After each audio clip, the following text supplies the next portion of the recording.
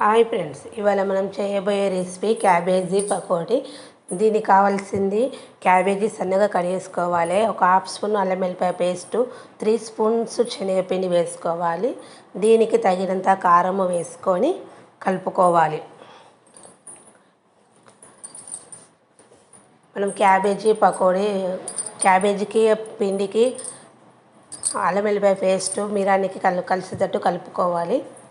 కలుపుకొని ఎక్కువ వాటర్ పట్టే ఒక హాఫ్ స్పూన్ వాటర్ పోసుకొని కలుపుకొని డీప్ ఫ్రైకి సరిపడా ఆయిల్ పెట్టుకోవాలి. మనం ఆయిల్ కాగిందో లేదో ఒకటి వేసి చూస్తే అది పైకి తేలుతుంటే ఆయిల్ కాగినట్టు. కొంచెం కొంచెం తీసుకుంటూ మనము పకోడీ లేక వేసుకోవాలి. కొంచెం కలర్ మారే వరకు వేయించుకోవాలి.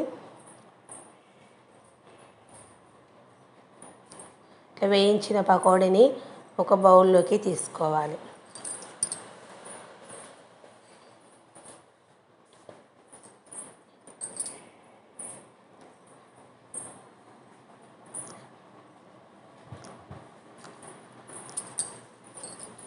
ఈ విధంగానే మళ్ళీ ఇంకొకసారి వేసుకోవాలి.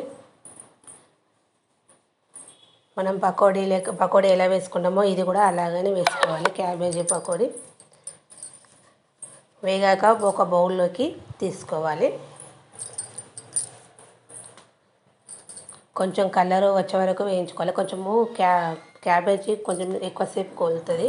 తర్వాత కళ్యామాకు వేయించుకోవాలి. తర్వాత కొన్ని పల్లీలు వేసి